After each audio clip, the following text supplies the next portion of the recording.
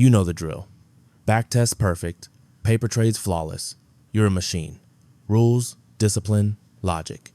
And then you go live. Suddenly your hands shake, you move stops, you take profits early, you hesitate on entries that used to feel automatic. Same system, same signals, completely different outcome. And in that moment, it hits you, it was never about the system.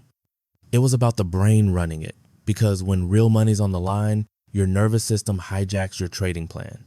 It's not that your system doesn't work, it's that you stop working. Welcome to Disciplined Trades, where we don't just talk about trading strategy, we dissect the mind that executes it. By the end of this video, you'll understand exactly why your system collapses the moment you go live and how professionals build psychological armor to make sure it never happens again. Let's be honest. Every trader thinks their problem is technical. Wrong indicators, wrong setup, wrong entries. But that's not it. If you've ever had a trading system that worked perfectly in simulation but fell apart when real money hit the account, this video is about you. Because what breaks your system isn't the market, it's your biology. Your brain isn't built for risk. It's built for survival. And when survival meets uncertainty, it melts logic faster than a stop loss in a flash crash. Today, we'll break down 5 brutal psychological shifts that separate traders who execute flawlessly under pressure from those who crumble the moment the stakes get real. These aren't motivational slogans. They're battle-tested insights drawn from neuroscience, elite trading desks, and behavioral finance labs. And the 5th one, the concept professional prop traders use to stay robotic under 7-figure stress, could change how you trade forever. So here's my question for you. When's the last time you broke your own rule, even though you knew better? Type the number in the comments. No excuses, no shame, just data, because that's where awareness begins. Number 1, the adrenaline hijack. Why fear of losing feels like death. Look, when you go live, you're not just trading. You're entering a biological war. Your amygdala, that ancient alarm system buried deep in your brain, doesn't know the difference between losing a trade and being chased by a lion. Red candle, heart rate spikes, floating losses, cortisol floods your bloodstream, position size doubled, adrenaline surges like you're in combat. You can literally measure this. MIT neuroscientists track traders' heart rates during live trading. At a 2% drawdown, their heartbeats reached 120 BPM. At 5%, most showed symptoms of panic physiology, tunnel vision, shallow breathing, impulsive clicks. Their logic center? Gone offline. Their system? Out the window.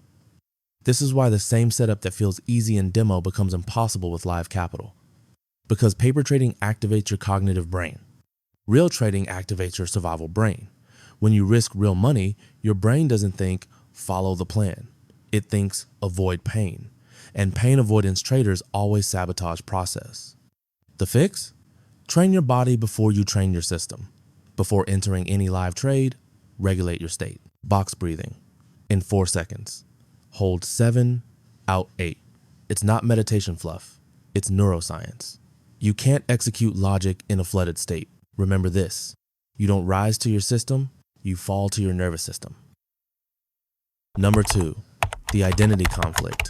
Why you keep self-sabotaging wins. Here's what almost no one tells you. You're not trading the market. You're trading your identity. If deep down you believe you're a small trader, a struggler, an underdog, then the moment you start winning, your subconscious panics. Because success violates your self-image. You'll take early profits, move stops, skip setups. Not because the chart changed, but because your brain is trying to pull you back to familiar territory. There's a famous study from the University of Cambridge. They tracked hundreds of traders across multiple firms. Those who made sudden jumps in equity, say doubling their accounts in a month, had a 68% probability of giving it all back within the next quarter. Not because their systems failed, because their identity didn't keep up. They hadn't psychologically upgraded to the person capable of managing that new level of success. So their mind subconsciously engineered losses to restore balance. It's not stupidity, it's homeostasis. If your self-image says, I'm a $10,000 trader, and your account hits $50,000, your brain feels unsafe. You'll unconsciously do whatever it takes to return to the comfort zone. Solution? Expand your identity before your equity. Visualize executing perfectly at higher stakes before the money comes. Normalize success until it feels boring, because your trading system will never outgrow your self-image. Number 3, the illusion of control. Why you keep overmanaging perfect trades. This one's painful. You know the feeling, the trade's running perfectly, it's in profit. But you just have to tinker. You move the stop tighter, take profit too soon, add a just-in-case hedge, and instantly the chart reverses. You were right, you just couldn't let it be right. This isn't lack of discipline, it's your brain trying to reclaim control in an uncontrollable environment. A 2014 behavioral study found traders who manually adjusted positions more than twice during open trades reduced their net returns by 43% on average. Why? Because intervention wasn't strategic, it was emotional, self-soothing. Humans hate uncertainty. We'd rather do something wrong than sit still. So you act, you tweak, you interfere. Not to help the trade, but to calm your nerves. It's like shaking a Polaroid, because waiting feels unbearable. Professionals solve this with automation boundaries. They predefine rules so they literally can't intervene. No manual stops, no mid-trade changes, algorithmic alerts, not emotional impulses. When you remove the ability to interfere, you remove 80% of your errors. Ask yourself, are you managing risk or are you managing anxiety? There's a difference. Number 4, the money illusion. Why small losses feel like catastrophes. Here's what's insane. Losing $500 doesn't hurt because of the money. It hurts because of what that money means. Your brain doesn't process numbers, it processes identity value. To a billionaire, a $10,000 loss is a data point. To a beginner, it's an ego threat. This is why pros trade size that feels insignificant.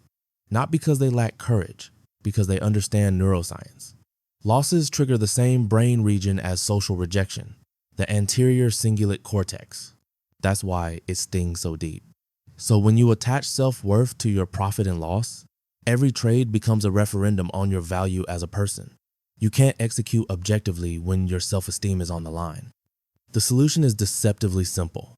Detach from dollar values completely. Think in R, risk units. If your stop loss equals 1 R, that's your entire universe. You don't lose $200. You lose 1 R. That framing trains your brain to see risk as mechanical, not personal. Because the goal isn't to feel nothing, it's to feel less about the money and more about the process. Your system doesn't break because it's bad. It breaks because you care too much. Number 5, the performance paradox. Why pressure kills execution.